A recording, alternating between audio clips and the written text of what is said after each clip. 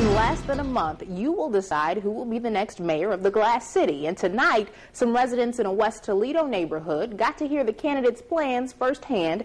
Barrett Andrews is on the scene downtown with their reaction. Whether it's Mike Bell or Keith Wilkowski that ends up taking the corner office at the 22nd floor Government Center, the people we talked to say it's a win for the city of Toledo, especially considering, well, who's up there now.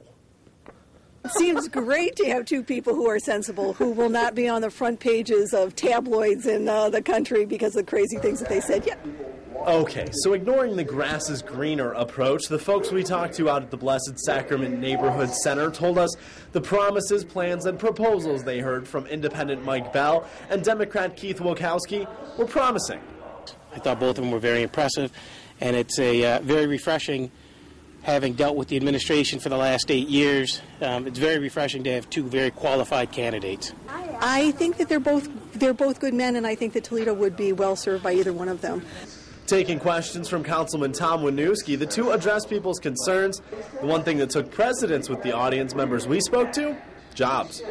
Creating an environment where businesses want to be here in Toledo, where they make it conducive for businesses to operate, and I think both of those guys will change that climate.